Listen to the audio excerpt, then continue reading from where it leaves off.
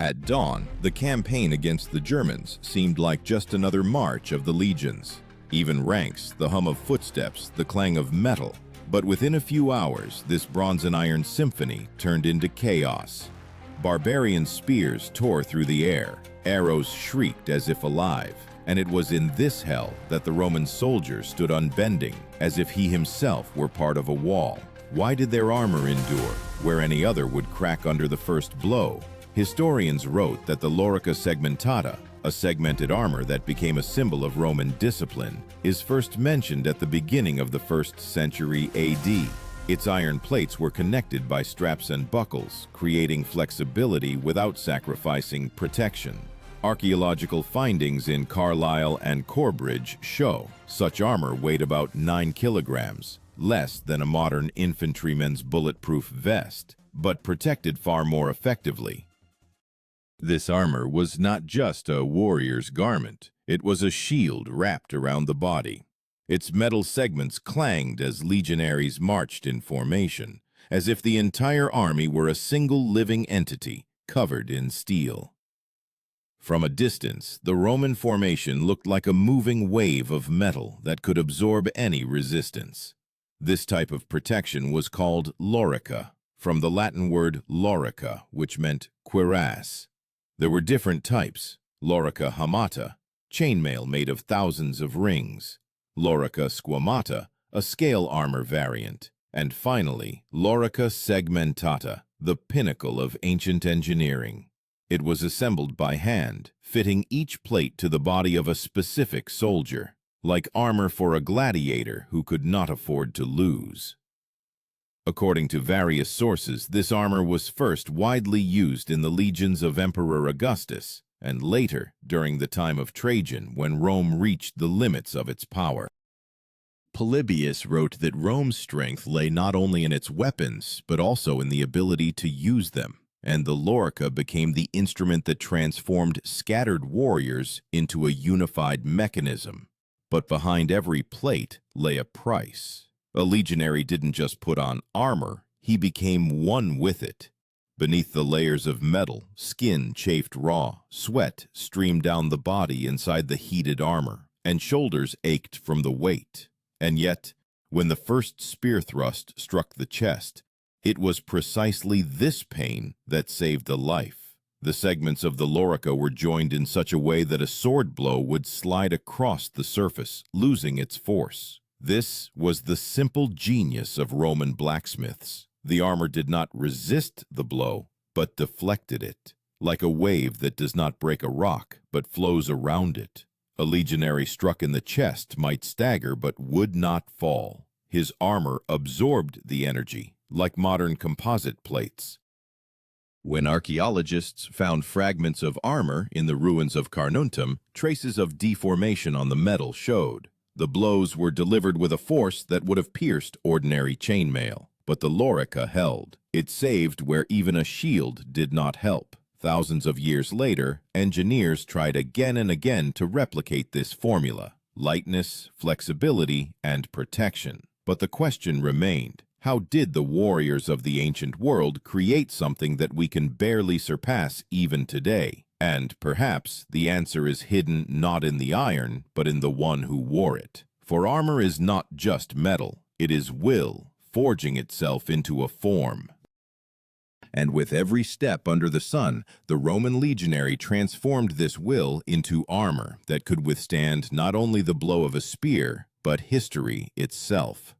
When a new day began with the battle signal, the sound of the tuba that broke the morning silence of the camp, the legion already knew. Today they would have to don metal again. The gleaming segments of the lorica chilled the skin, as if reminding, this is not just armor, it is a promise to endure. War did not await comfortable conditions. Rain, mud, heat, everything merged into an endless campaign, lifelong in duration. The training of a Roman legionary began long before the battle itself. Every day he trained in full gear, about 25 kilograms of steel, leather, weapons, and provisions. According to Vegetius's records, a legionary had to be able to run in armor for more than 1,000 paces without stopping. The weight was distributed ideally. The chest and shoulders carried the armor, the back, the food supply, the belt, the gladius sword. Even breathing was honed to automatism, and yet it was the armor that determined who would survive the encounter. The Lorica segmentata had a special design. Horizontal iron strips were fastened with straps and rivets, forming a movable shell. It followed the body's movement, bent with turns but did not break. Modern reenactors have proven that such armor can withstand a sword blow with energy up to 150 joules, enough to cleave a shield or pierce chainmail. But the warriors called it otherwise: second skin. When a legionary fastened the last buckle, he seemed to transform into a creature of metal. This was not merely a weapon of defense, but a ritual of transformation. Caesar wrote that discipline in Roman ranks was stronger than fear, and the armor, creaking and clanging, became a symbol of this discipline.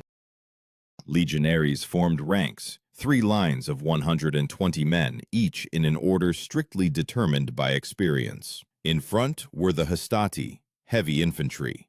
Behind them the principes, veterans. And in the last line, the triarii, older warriors, the final reserve. Their formation resembled a chessboard, but each piece here was made of flesh and steel. The term testudo, from the Latin word for tortoise, denoted one of Rome's most famous formations. When arrows flew like rain, shields were raised overhead and interlocked, forming an iron dome. Hundreds of men stood beneath it, and only the thud of arrows on metal revealed that there were living beings inside.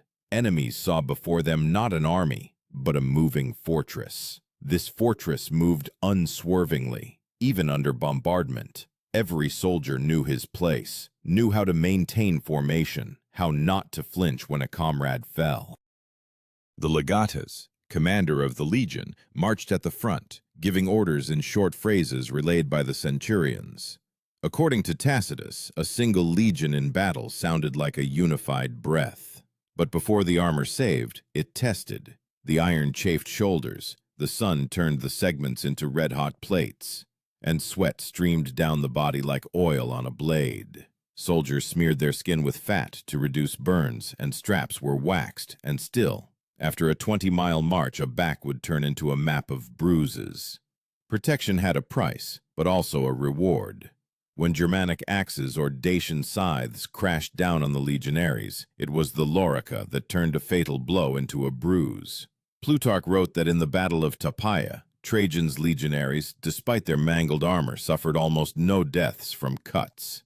The plates broke, but did not yield. The metal bent, but did not tear. And all this thanks to the blacksmiths, who were called fabricae. These people were the heart of the Roman war machine. They forged armor from iron brought from Noricum, one of the empire's wealthiest provinces. There they extracted an alloy of exceptional strength, not too brittle to break and not too soft to dent. Each segment underwent heat treatment, quenching in water and oil, and then was hand-polished to a mirror finish. The forges smelled of coal and sweat. Sparks flew like stars as the masters bent the metal. They knew that every strike of theirs could save a life. When the finished armor was donned for the first time, it rang clear like a string. This sound was not merely a symbol of strength, it was the voice of Rome itself. But why, among all the armors of antiquity, did Roman Lorica endure for centuries? The answer, perhaps, lies in its design. It did not make the warrior invulnerable. It made him resilient. It allowed them to fall and rise, to breathe and move, to stand and attack again. This was its strength. Every blow a Roman received in battle clanged against the armor, echoing in their chest.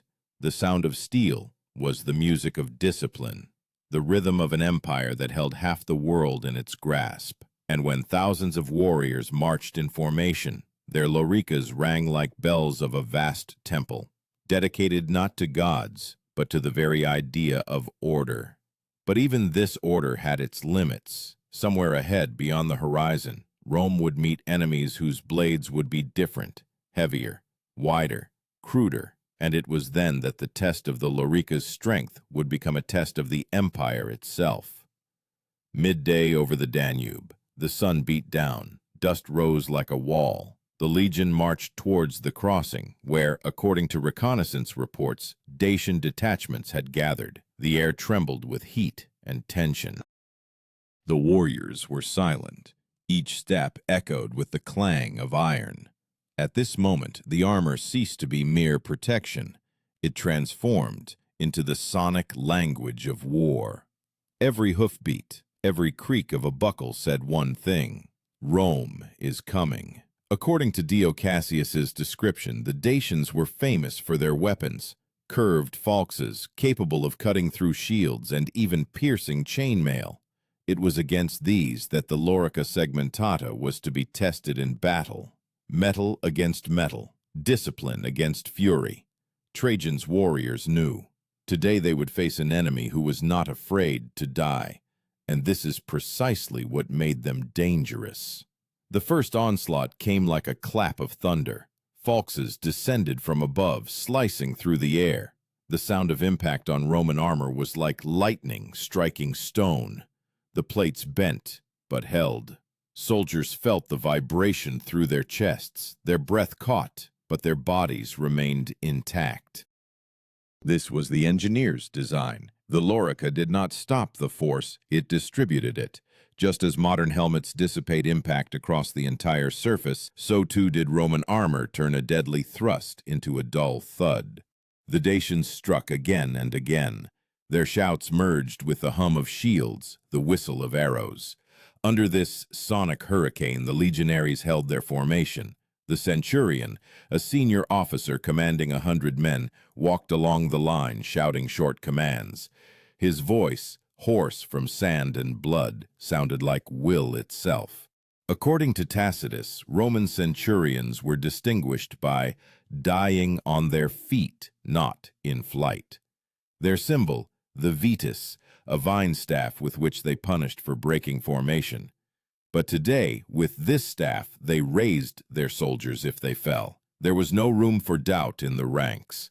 Every legionary knew, if he faltered, his neighbor would die. The first minutes of the battle stretched into an hour, then into a day.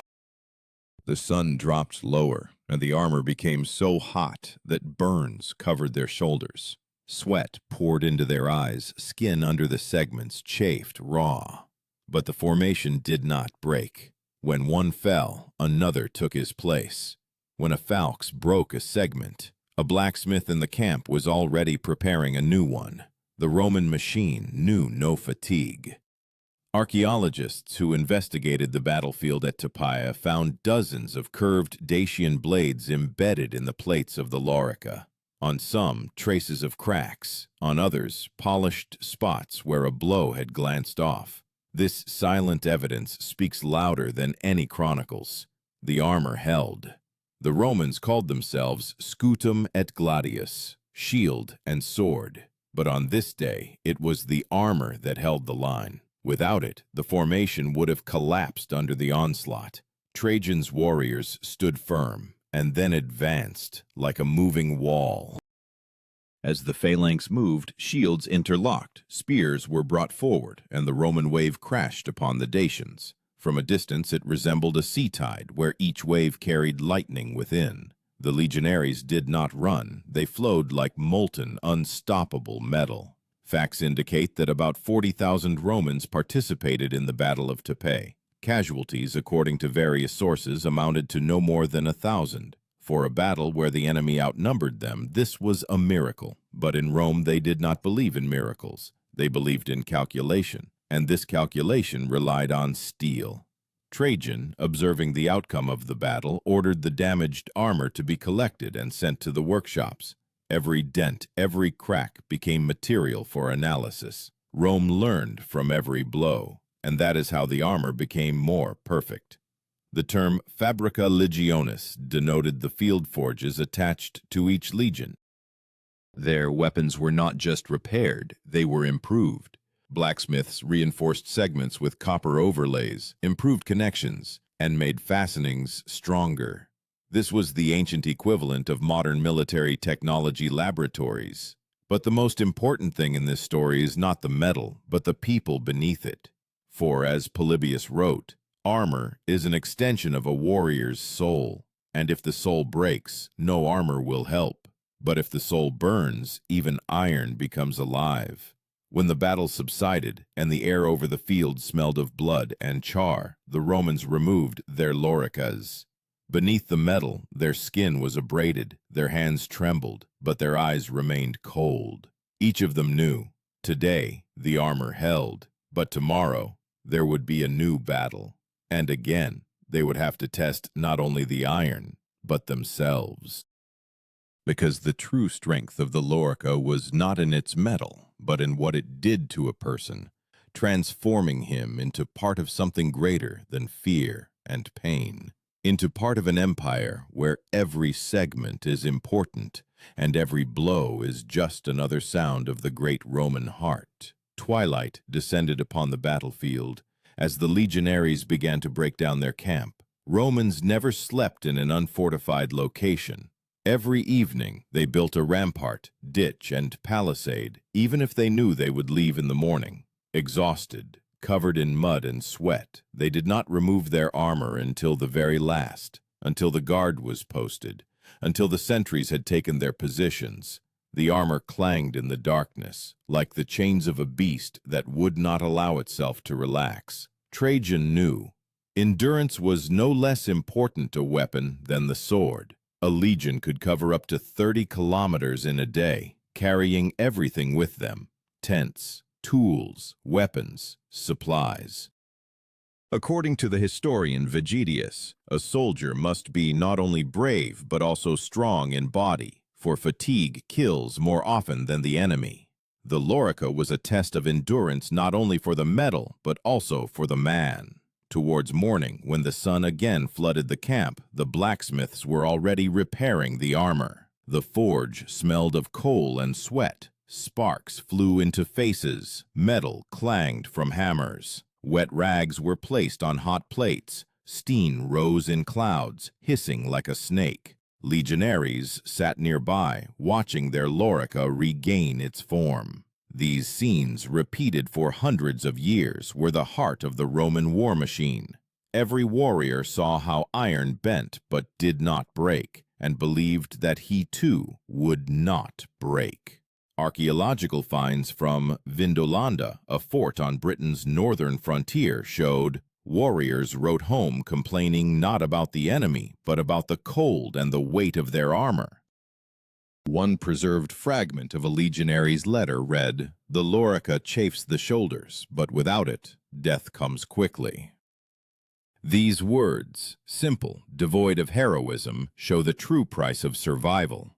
Roman armor was not just an engineering marvel, but also a symbol of discipline. Every soldier daily cleaned the plates with sand and grease, polished them to a shine, checked the fastenings. Any rust was considered a disgrace. A centurion could punish anyone who neglected armor care, for dirt on the metal meant dirt in the soul. There was not only physical but also moral significance in this ritual. When a legionary saw his armor gleaming in the sun, he felt himself part of the empire, part of a grandeur where order and strength merged into one. Polybius wrote that the external brilliance of the army was terrifying to enemies even before the battle began. For barbarians who knew no such unity, the radiance of the Roman army seemed to reflect heavenly light. But even perfect armor could not protect against fatigue. After the Dacian campaign, thousands of loricas were worn to their limit. Some soldiers replaced iron segments with leather ones, reducing the weight. Thus emerged the lorica plumata, a rare variant with sewn-on metal feathers, which combined flexibility with brilliance. However, its cost was too high. Only commanders could afford such. Trajan, returning to Rome after his victory, ordered a column to be erected in the Forum, topped with a statue of the emperor. On the bas-reliefs, carved in a spiral, scenes from those very campaigns are depicted. Legionaries in loricas, building bridges, fighting, dying. Each plate on these figures is carved with love, as if the stonemasons themselves knew. The armor had become part of the Roman myth. Modern historians, such as Adrian Goldsworthy, note that the Lorica segmentata was not just comfortable. It became a symbol of the army's professionalism, where everything was calculated.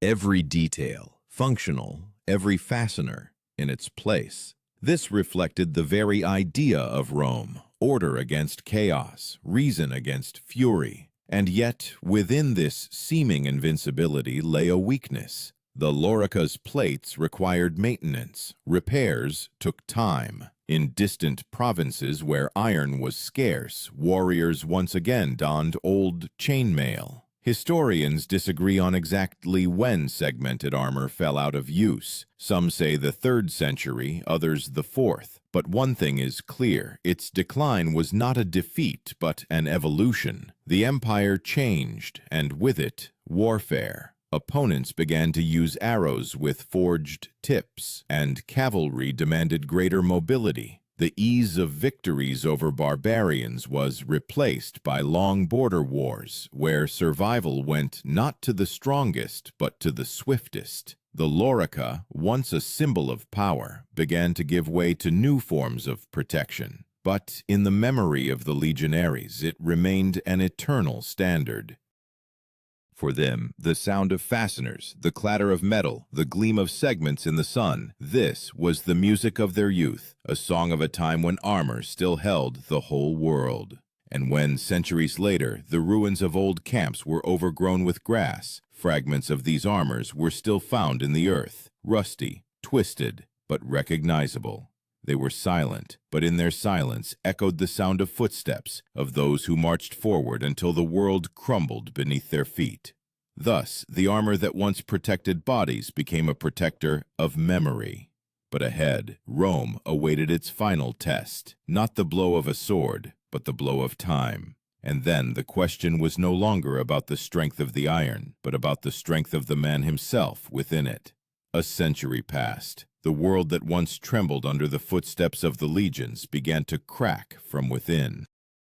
The empire stretched from the British Isles to the deserts of Syria, but Rome's armor, literally and figuratively, began to rust. The metal still gleamed in the sun, but discipline faded. New barbarians, Goths and Sarmatians, came from the northern plains, armed with heavy swords and long spears. The old armor was no longer impenetrable. Historians write that by the beginning of the 3rd century, Roman armies increasingly wore simple chainmail or scale loricas. Segmented armor was becoming a thing of the past. It was harder to repair. Straps rotted. Rivets lost strength. But for veterans, it remained a symbol of true Rome, a time when steel and order were synonymous. On the borders of the empire, it was no longer citizens fighting, but mercenaries, foederati. They wore armor fashioned after the Roman style, but devoid of its spirit. Heavy plates were replaced by flexible rings, cheap iron, leather. The fighters were experienced, but they lacked what could not be forged: faith. After all, the Lorica segmentata protected not the body, but an idea. Man is part of something greater than himself. In the chronicles of Ammianus Marcellinus, there is a scene where, during the Battle of Adrianople, legionaries rushed to don old armor preserved in the armories. They hope that this metal will bring good fortune, like a sacred amulet. But the armor no longer saves. The formation crumbles, the Gothic cavalry breaks through the lines, and for the first time in centuries, the Roman army loses not a battle, but its confidence. When the smoke of battle clears, bodies remain covered in cracked plates.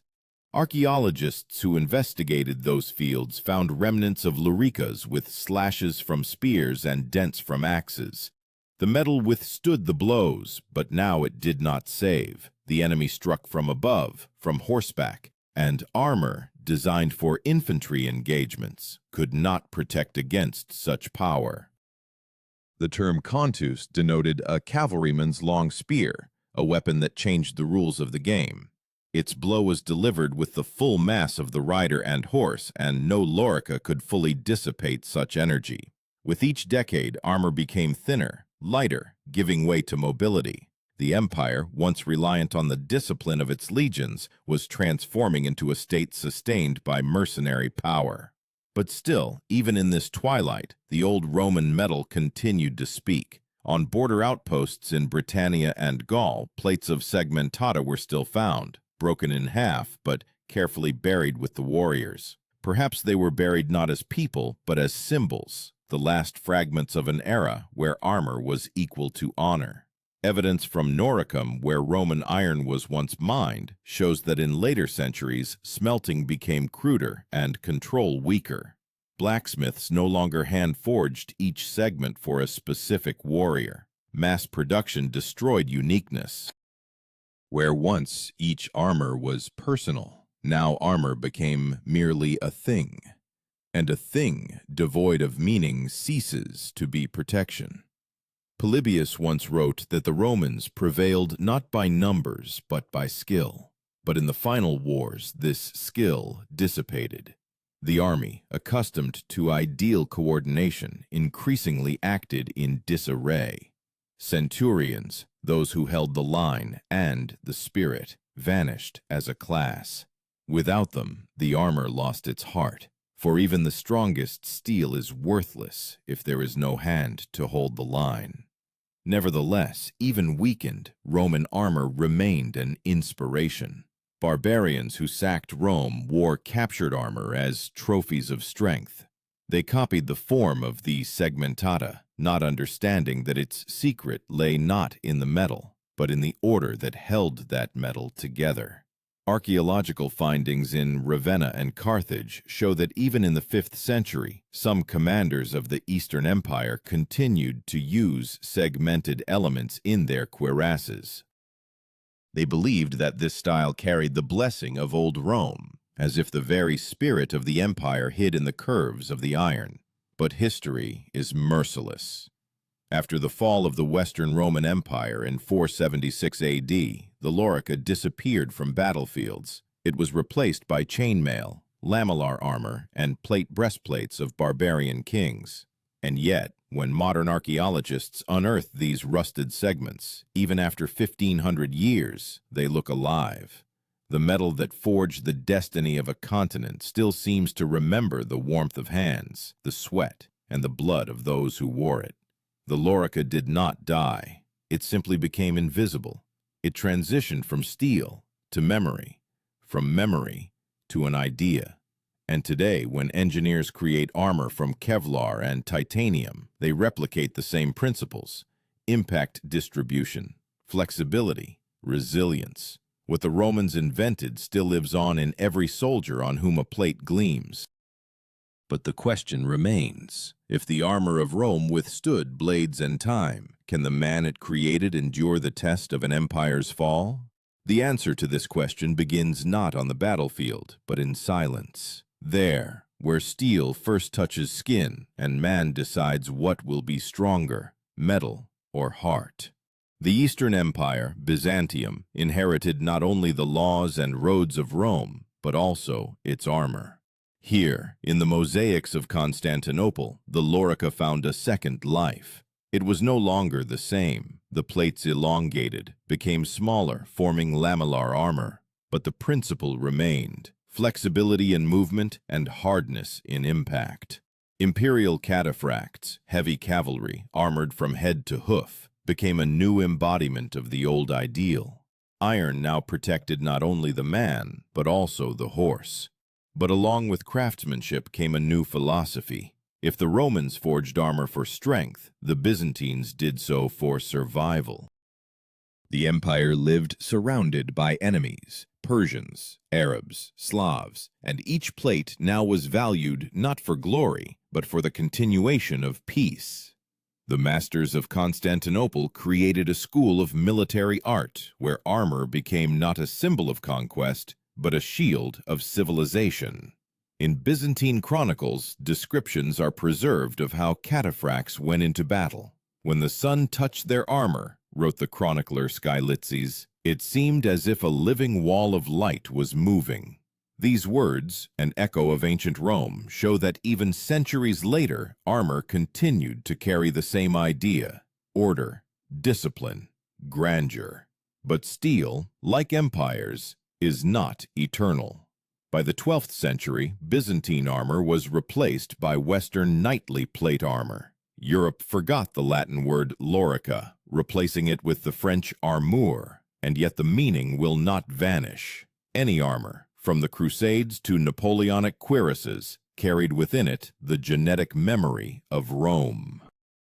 Today, archaeologists, extracting pieces of lorica from the earth, see not just metal. They see the trace of human will, which refused to be naked before chaos. For armor is not about iron, but about the fear that man managed to overcome by imbuing cold metal with meaning. And perhaps that is precisely why the lorica did not disappear completely. It lives in every aspiration to protect oneself not only from the blade, but also from time.